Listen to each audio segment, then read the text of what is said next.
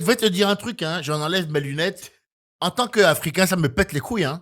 Ça me fait chier. Hein. Ça me fait chier, frérot. C'est toute l'Afrique qui perd, c'est sûr. Ça, c'est sûr. Pour une raison de fierté. Tu sais, ils n'ont pas voulu laisser passer, je pense, les instances dirigeantes. On parle beaucoup de tractation partisane dans l'ombre. J'ai pas tous les éléments, mais quand même, ce qui se dit, c'est quand même que les gars n'ont pas voulu laisser passer une espèce de fierté mal placée, là. Ils sont allés au bout de leur logique. Et si l'Afrique coule pour que leur ego soit satisfait, eux, apparemment, c'est bon. Mais là, on est la risée du monde. Là, tout le monde regarde, c'est un truc de guignol. Si tu voulais décider ça, que le Maroc gagnait, il fallait le faire le lendemain. Je trouve que tu dis que ça dérange les supporters marocains. Évidemment, je pense qu'on va en trouver que ça dérange. Mais globalement, dans les premières petites célébrations que j'ai vues, je ressens quand même ce manque de jugeote. C'est bien d'avoir le patriotisme, c'est bien d'être chauvin, c'est important d'être derrière son pays. Moi, je me sens béninois chaud. Je suis franco-béninois, mais dès que le Bénin est impliqué, je suis derrière mon pays et tout. Mais on doit aussi penser Afrique à un moment donné et on doit bien se rendre compte qu'avec des décisions pareilles, c'est toute l'Afrique qui perd.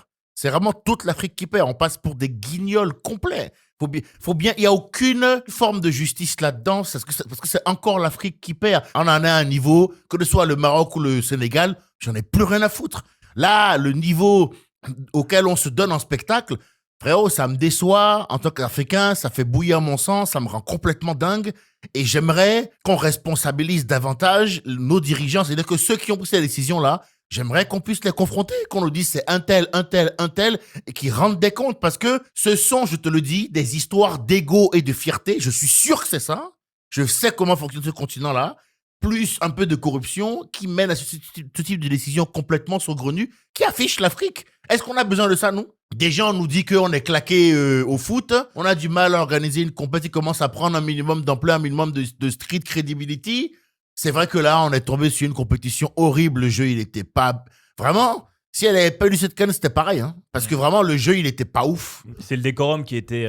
magnifique. Vraiment magnifique. Ouais, le gars qui a fait Lumumba dans les tribunes. Bien sûr, les stades étaient tellement beaux. C'est pour ça que moi, gâchis. Moi, je suis pas d'accord avec toi. Je pense que c'est une vraie compétition romantique. En tout cas, sur les attentes qu'il y avait, on sait que le décorum... Il y a un truc unique avec la CAN. C'est fou de dire c'est la honte que le Maroc a fait qu'on te réponde ta gueule sale noire. J'ai dit bon, je savais pas qu'il y avait un lien direct, mais j'aime beaucoup ton style. Non, je le dis parce que j'ai quand même eu 2-3 messages. Je te dis je savais pas qu'on pouvait aller là quand on parle de sport. Non, vraiment des trucs vraiment gênants. Pour en revenir à ta réponse, moi je trouve vraiment que ça devrait pas changer. Le match a été gagné sur le terrain. Qu'on arrête cette mascarade justement le plus vite possible. C'est-à-dire qu'on dise, bon ben voilà, moi je suis pas contre le fait qu'on sanctionne les Sénégalais pour quitter le terrain. En vrai, de vrai, c'est pas... Ils jouent pas la prochaine CAN peut-être à la rigueur, si tu veux pas faire sur la Coupe du Monde. C'est logique, c'est logique. Cette histoire de trophée, c'est une mascarade.